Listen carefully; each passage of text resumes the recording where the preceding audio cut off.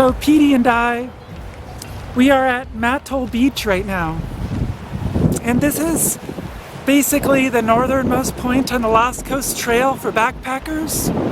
It's right at the mouth of the Mattole River. And it's beautiful. It took us like almost an hour, or probably an hour to drive here from Ferndale. And the drive is spectacular, but the road is just really bumpy, twisty, steep, but it's very beautiful.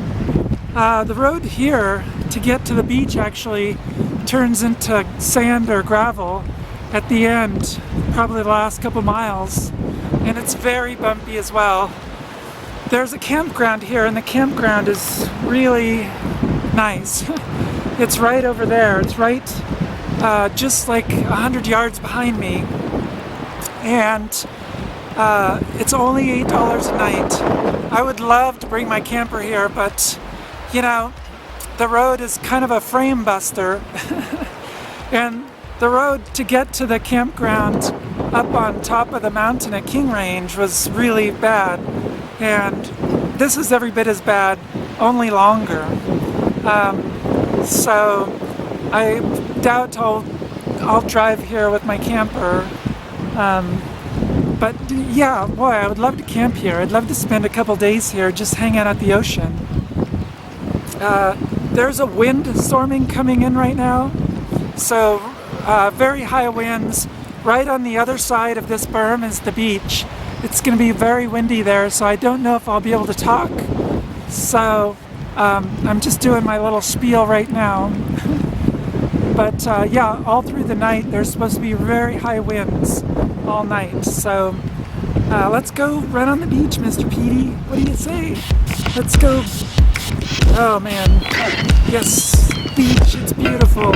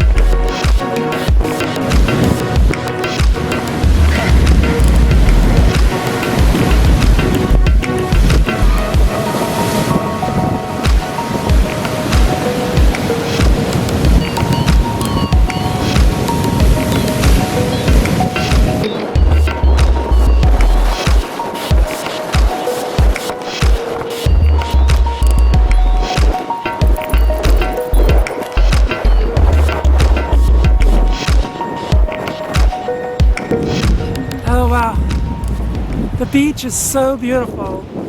It's just so windy. Like, I let Petey run around, but I was getting sand blown in my face. And so I know Petey was getting lots of sand blown in his face. So we did a walk. We did a pretty good walk, actually.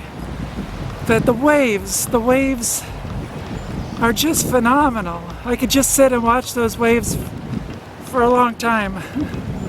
And this part of the Lost Coast, wow, it's beautiful. I would like to hike the Lost Coast Trail at some point in time.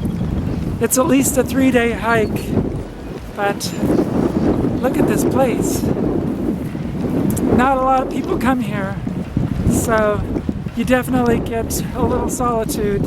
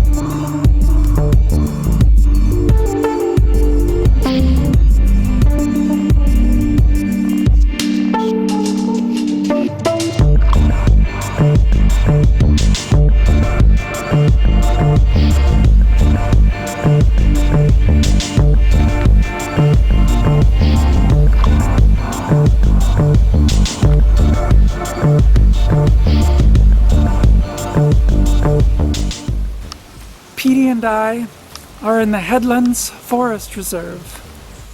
And at one time, this was the town of Falk, and it was a mill, mostly a redwood mill. Beautiful redwood trees all around. As you can see, they're very small because the mill closed in the Depression in 1937. And since then, the land has been completely taken over again by the forest.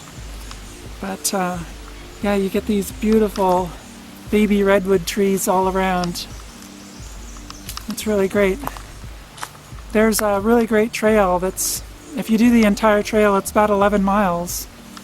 Petey and I are just going to do a short one today. But yeah, alright. Let's go walking, Mr. Petey.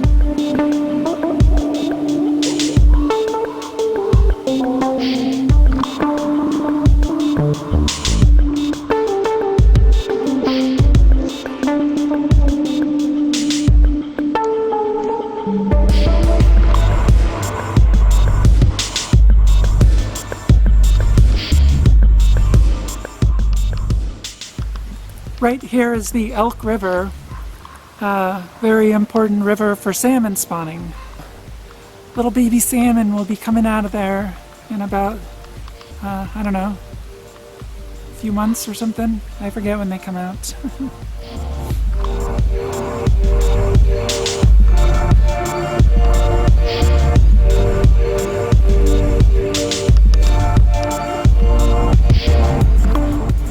So just think about this huge stump behind me and all the trees that were here that were cut down at one time, and all the new trees here that will one day be as big as this one.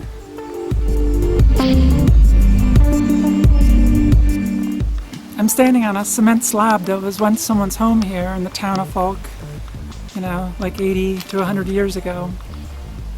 And there's these two huge stumps, and you can just imagine these huge trees that once towered all through this forest. And now all these new redwoods, another 500 to 1500 years, there's going to be a whole bunch more of these trees. Huge, huge redwoods. Look at this here. There's the tree on the left is actually growing right up out of the stump. It's really cool. I actually saw it from the other side and I was like, is it all the way out of the stump? And yeah, it's completely growing out of the stump.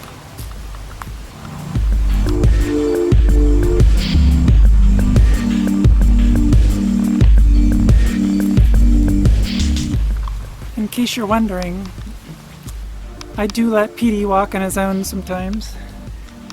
So part of this trail is paved, so I'm letting him walk here. But there were two signs on the trail. At the very beginning there was a sign warning of mountain lions in the area. And then later on there was a sign pointing out the fruit trees that were left by the town inhabitants, and telling about how the bears like to frequent the fruit trees when they blossom or when the fruit grows. So there could be bears and mountain lions here, so I keep him close.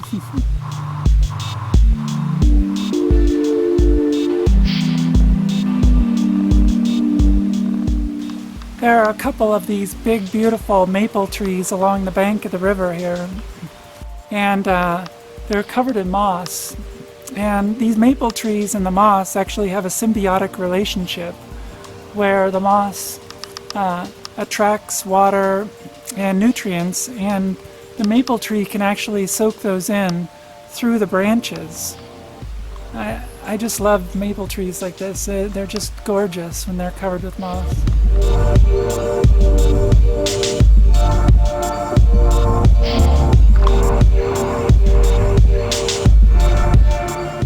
There are some massive old stumps like this one behind me.